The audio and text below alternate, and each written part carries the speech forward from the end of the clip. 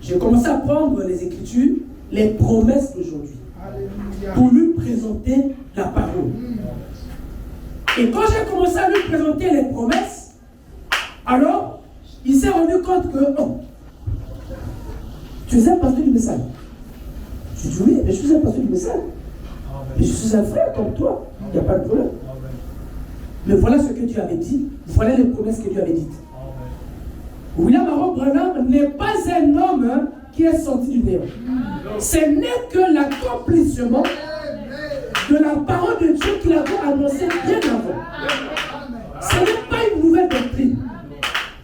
Ce n'est pas une nouvelle religion. Non, c'est de la même manière que Dieu avait annoncé autrefois l'arrivée de Jésus, l'arrivée de Jean-Baptiste. C'est de la même manière qu'il a annoncé l'arrivée de cet homme prophète. Et Dieu nous a montré dans le passé qu'au temps de la fin, alors l'iniquité sera accrue. Alors il fallait que Dieu envoie un homme avec un ministère puissant. Et quand j'ai commencé, non, mais je ne savais pas. Alors il commençait à repousser, et il était déçu. Il dit, mais je ne savais pas, moi je crois que tu étais un pasteur des églises de réveil.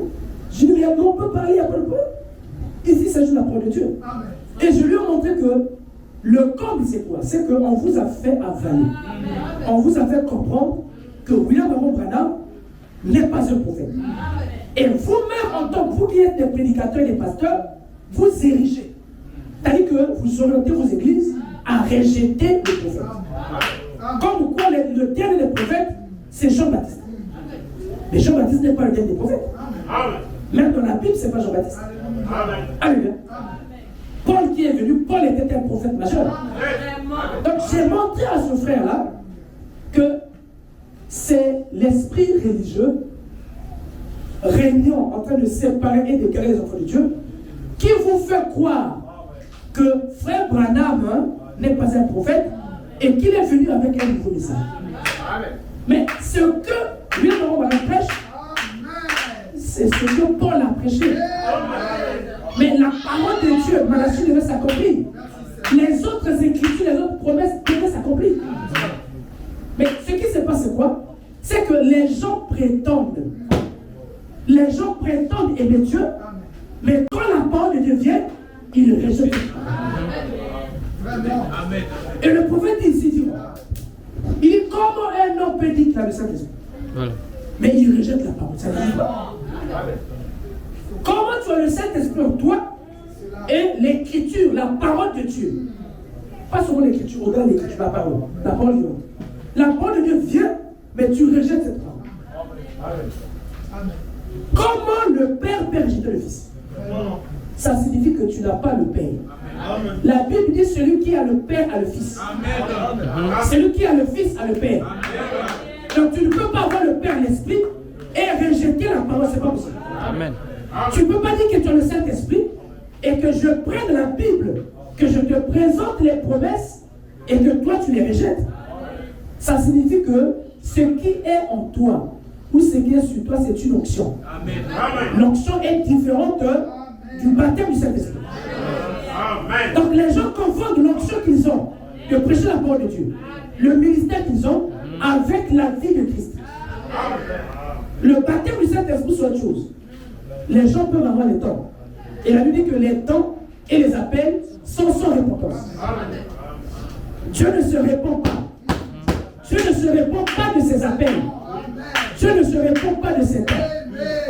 Ça ne veut pas dire que quand quelqu'un prêche et qu'il a le Saint-Esprit, non. Tu ne peux pas avoir le Saint-Esprit, rejeter le signe de Saint-Esprit. Si tu as le Saint-Esprit, tu vas croire à la parole. Tu croiras à ce qui est écrit. Et quand tu commences à être né de nouveau, la parole de Dieu commence à éclairer ta vie. Alors tu commences à faire de Jésus-Christ l'absolu de ta vie. Ce que dit la parole, c'est ce qui règne. Et c'est ce qui domine. Alléluia. Et qu'est-ce qui se passe? Je sors de la dimension église. C'est-à-dire que je traverse la religion. Je traverse les causes. Je rentre dans la vie de Christ. Voilà pourquoi, quand Pierre a fini de prêcher, au cours d'exhorter là-bas, il a dit, répentez-vous et que chacun soit baptisé dans le nom de Jésus-Christ. C'était ça le message. Tu ne peux pas te repentir si tu n'as pas la foi. Et il n'y a aucune nouvelle naissance sans repentance. Ça n'existe pas. Ça existe dans nos églises. Alléluia. Mais dans la divinité, c'est-à-dire que dans la sphère divine, ça n'existe pas. La nouvelle naissance est rattachée à la foi. C'est rattaché à une authentique repentance. Donc s'il n'y a pas de repentance, il n'y a pas de nouvelle naissance. Et s'il n'y a pas de foi, il n'y a pas de nouvelle naissance. Et quand cette nouvelle naissance-là vient, alors on constate qu'il commence à avoir des changements. Amen. Amen. Des changements. Merci Seigneur. Je la bouche avec moi ici. Excusez-moi. Alléluia. Il commence à avoir des changements. Il commence à avoir des changements dans la vie de quelqu'un. Je continue cette écriture. Il dit, et quand vous naissez de nouveau, vous ne pouvez pas naître de nouveau sans avoir la foi. Quand tu as la foi, la foi va t'orienter vers Christ. En fait, la soif est créée par quoi?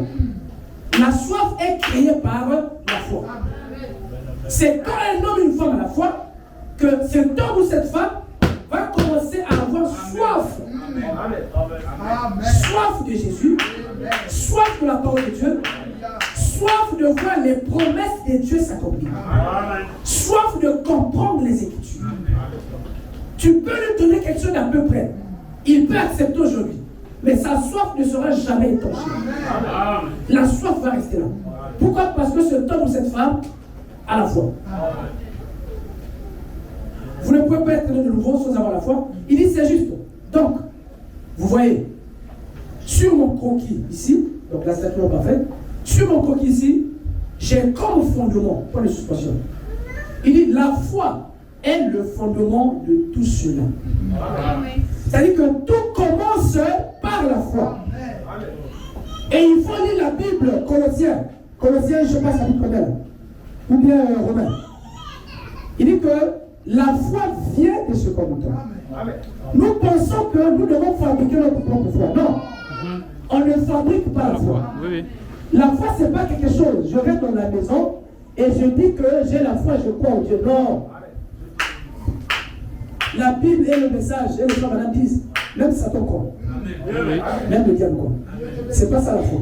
La foi, ce n'est pas rester chez soi et faire des confessions. Non. La foi, la véritable, elle vient en écoutant la parole. Amen. Les musulmans ont une qualité de foi, mais c'est une foi morte. Ceux qui crient Maman Marie, ils ont une foi, ils croient, c'est une foi, mais c'est une foi morte. Ceux qui prient Kimbang, c'est pas Kimbang, ils ont la foi, c'est une foi, mais cette foi-là est morte.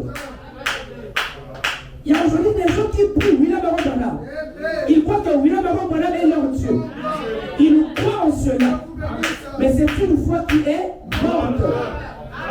La véritable foi, la foi là qui est sur la statue de notre Père, cette foi vient par la parole. C'est la parole qui me donne cette foi. C'est une transfusion. Donc la foi est une transfusion. Or moi je n'ai rien, mais je reçois la foi quand la parole de Dieu passe par moi. Ça passe par mes veines. Quand c'est transfusé, alors la foi de Dieu rentre maintenant en moi. Je commence à croire. Alléluia.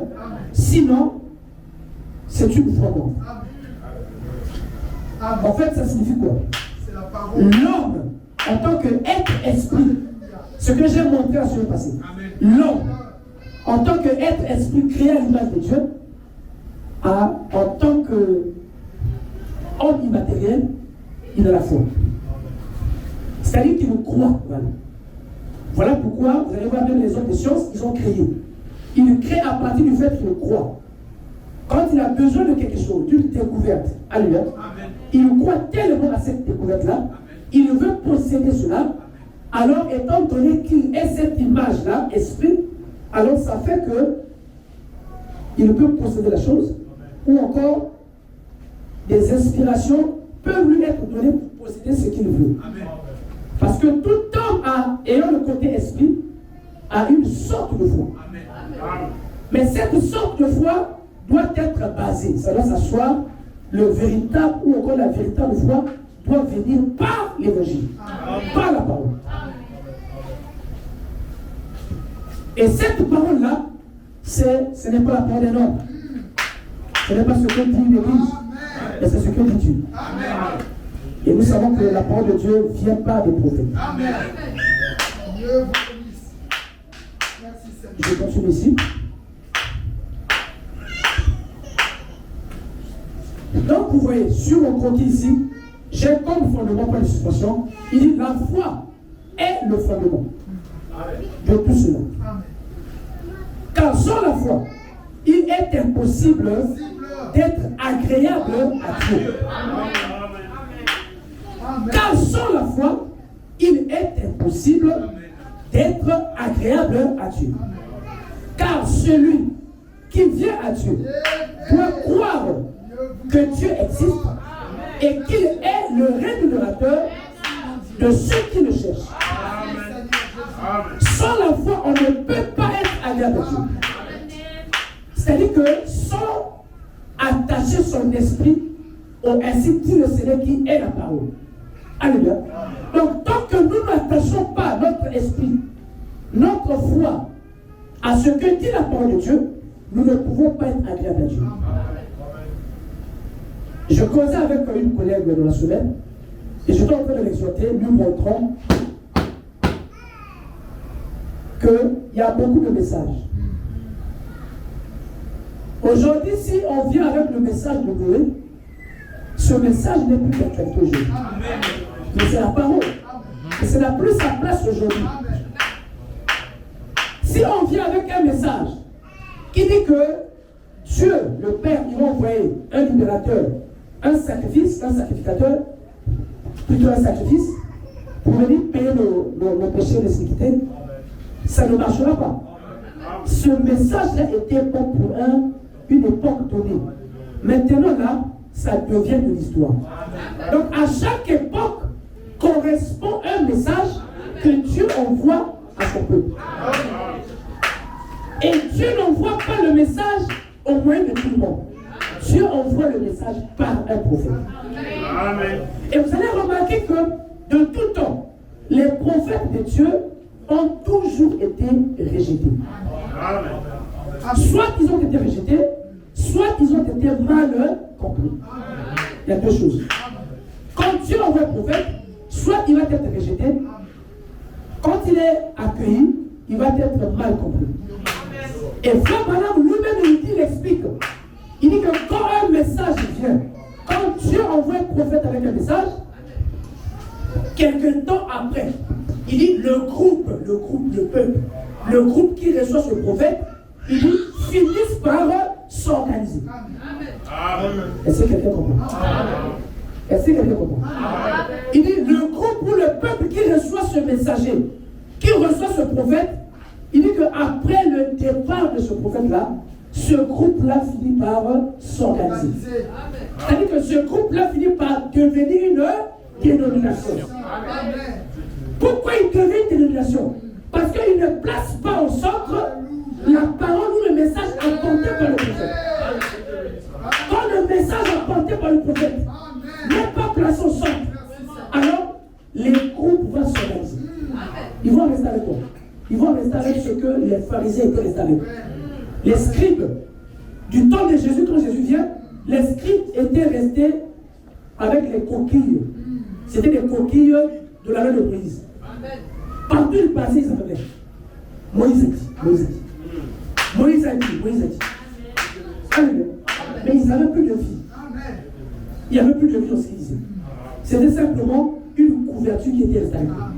Et c'est ce que Frère Branham dit, il a prophétisé.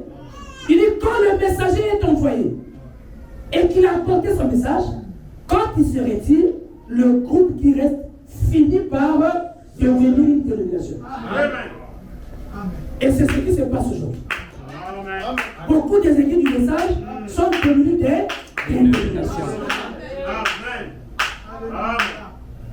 Voilà pourquoi nous bénissons Dieu parce qu'il est Dieu. Amen. C'est-à-dire que le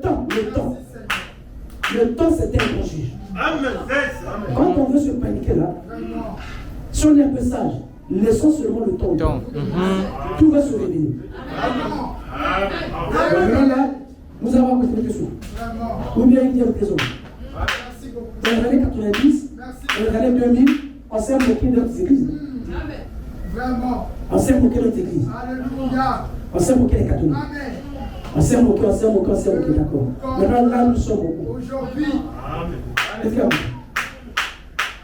Les gens qu'on se moquait, la chose qu'on se moquait est rentrée dans ce groupe-là. Les gens qui croyaient avoir la vérité. La même chose qu'ils ont rejetée là est rentrée. Il faut étudier les aides de l'Église.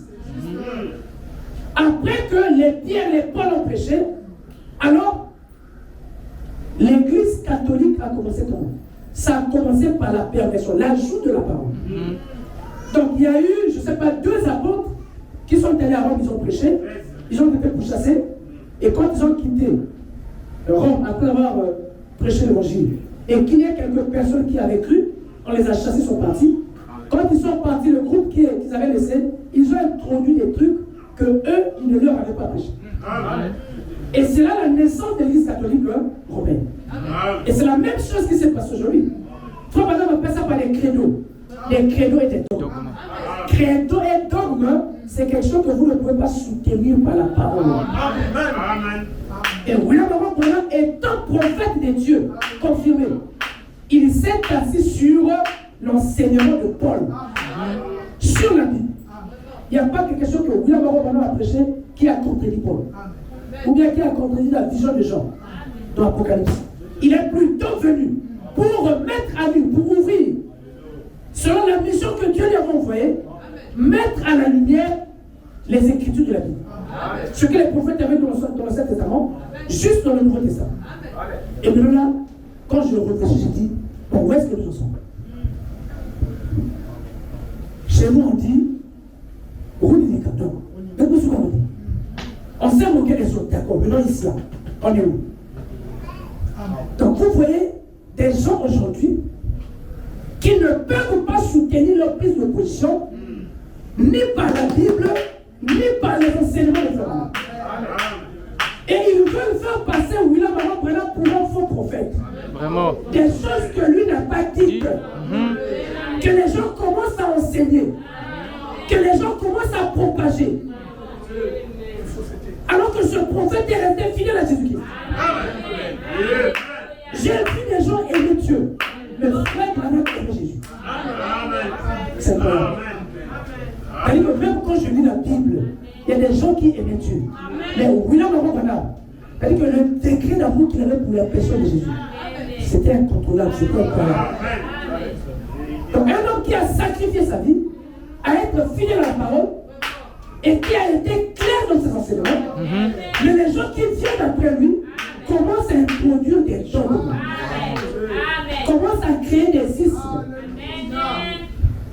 Alléluia.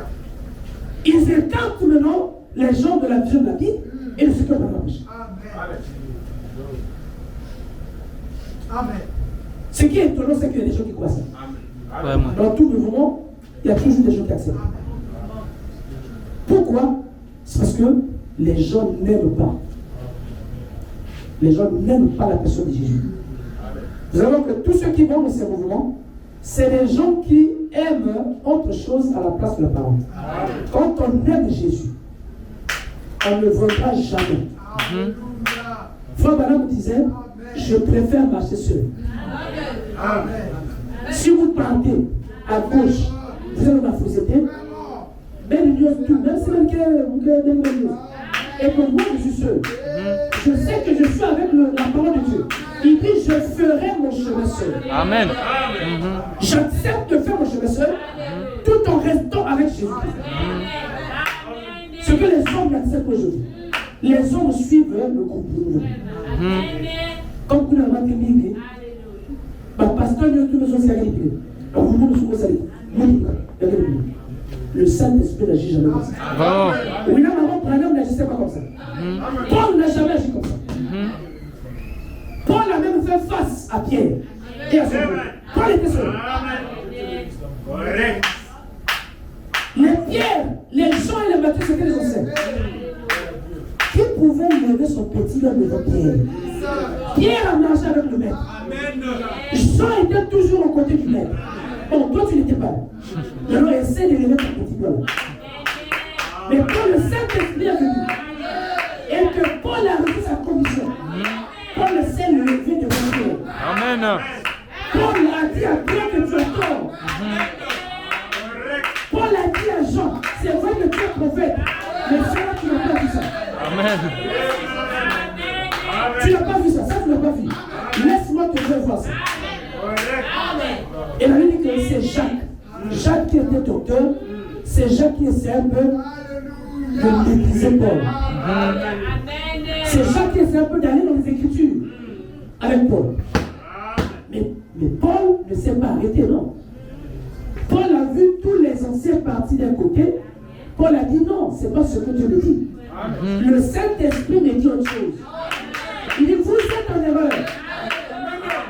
Ce qui compte pour Dieu, ce n'est pas la circoncision de la chair. La circoncision de la chair, c'est dépassé. Nous rentrons dans une nouvelle lumière. Et quand Paul a dit ça, Pierre était scandalisé. Pierre l'avait vu. Jean qui était prophète l'avait vu. C'est par la suite. Les gens comme là, c'est dangereux. C'est vrai que Dieu est souverain. C'est vrai que Dieu peut utiliser n'importe qui. Comment lui qui est tout avec le maître, vous avez écouté l'enseignement du maître, ça on n'a pas vu ça. Lui qui était pas là, il a seulement cru à côté, il n'a même pas vu le maître. Et c'est lui qui va nous ouvrir ça. Paul comprenant, non, Pierre comprenant que son frère, qui avait aussi été appelé, avait aussi un grand ministère. Et par la suite, Pierre, les gens, les autres, ils ont compris que Paul avait raison. Que la circoncision de la chair importait peu. Que la nourriture importait peu. Que se laver les mains avant de manger, ça importait peu. Il dit non, tu peux laver les mains pour éviter le microbe. Mais c'est pas pour te souiller. C'est pas ce qui rentre qui te souille. C'est ce qui sort de toi. Ce sont tes paroles qui vont te souiller.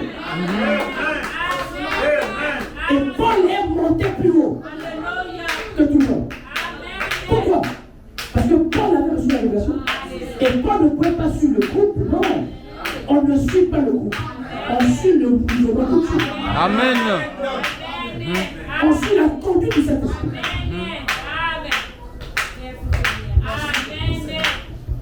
Et donc, cette nouvelle naissance, je me suis dit, ça fait 1 heure, j'ai fini peut-être en 5 minutes.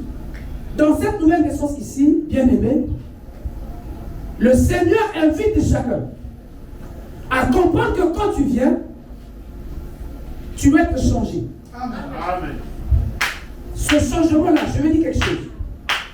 Ce changement-là ne dépend pas de Dieu. Suivez-moi bien. Je maîtrise ce que je dis. Ce changement ne vient pas de Dieu.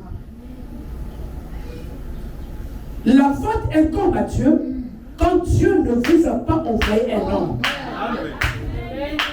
Quand Dieu n'a pas envoyé un prophète, quand Dieu n'a pas envoyé un roi, la faute incombe à Dieu. Mais dès lors que Dieu vous envoie un messager, Dieu vous envoie un roi, la faute n'incombe plus à Dieu. La faute incombe à chacun de vous. Si tu écoutes cet homme-là et que tu crois, le changement va venir. Si tu ne crois pas cet homme, si tu raisonnes, si tu doutes, tu continues à aller prier et gêner. Le changement ne viendra jamais. Le changement vient quand tu reçois un homme de Dieu, un roi de Dieu, et quand Dieu parle au travers de lui, tu l'écoutes et tu crois en ce qu'il dit. Quand tu le crois, tu l'acceptes. Tu ne raisonnes pas. Le changement, la nouvelle naissance vient. Dieu ne te fermera pas la porte.